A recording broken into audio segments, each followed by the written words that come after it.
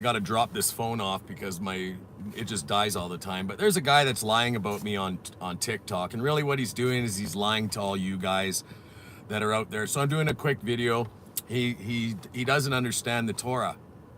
So he was talking about accusing me of things about the Rainbow Covenant. The Rainbow Covenant only begins to be mentioned in Genesis. It's also in Jubilees, okay? And it's also in Leviticus, okay? So it's just being expounded upon and reminded to the Israelites because they lost their way when they were slaves in Egypt, okay? So the covenant that is to the whole entire world, Shem, Ham, and Japheth, is first mentioned in Genesis in your 66 book canon, but you can go into Jubilees, which is, if you knew the depths of the changes that have been made in the Bible, when in Joshua, when it says to go read the book of Jasher, it actually says to go read the book of Jubilees, okay? That's the book that you're supposed to go and read. Now, you're supposed to start to learn what these things are. So he was using the example of things strangled. Well, that means the blood is in it. You're supposed to get the blood out of it. You're not supposed to touch the blood. You're not supposed to eat things strangled. Okay, you're supposed to spill the blood out. You're not supposed to eat blood. It's not good for you. It's carcinogenic. Okay, it's not healthy for you. The other things that you're not supposed to eat are not healthy. They're unclean animals. They were brought in by pairs of two on Noah's Ark, and the clean animals were brought in by sevens. Okay, so go check that out.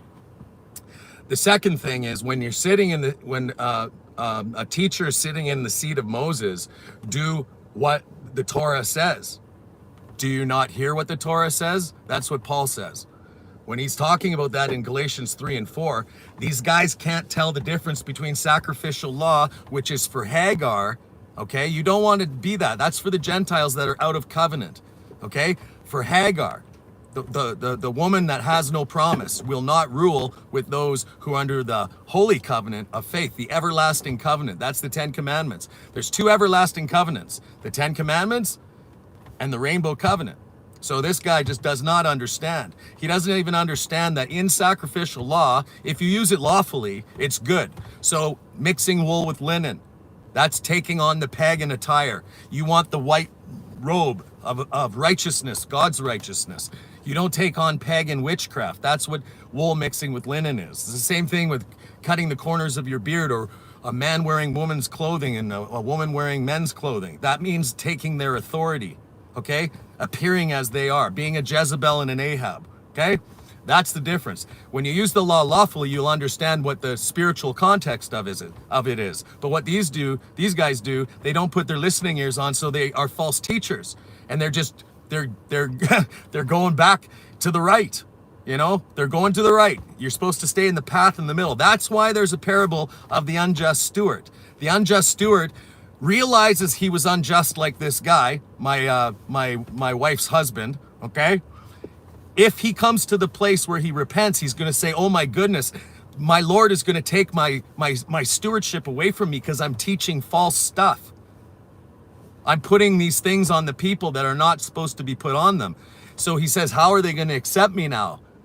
Like scattering his goods, scattering his people. That's his goods. That's what this guy's doing, all right? Take heed to this. Luke 16. First, it's Luke 15 is talking about the prodigal son returning. Then the unjust steward is next, because it's the same thing. All right? All the people waking up. You're following the Torah by hearing the full instruction of God. That's why Christ elevated love your neighbor as yourself, and not to stone them when that woman was at the temple and they were accusing her of sinning.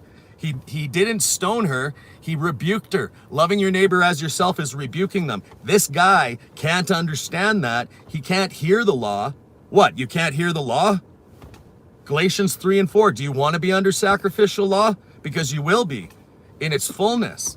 But those who are in the covenant of promise, which is the original, the way the Israelites were supposed to obey the covenant from the beginning, but they didn't, so God added sacrificial law. And that's what this guy can't understand. Is there valuable things in the sacrificial law to understand? Absolutely. But if they can't hear it when they're reading it on the seat of Moses, Don't do what these guys do.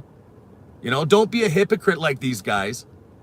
But if you can hear what's actually being said, you don't even need the New Testament to understand this. Even David understood it. That's how come he knew the law even better than his rabbis. All right? So don't be deceived by people like this. This guy is he's just trying to heat people to worship him. All right? That's what he does.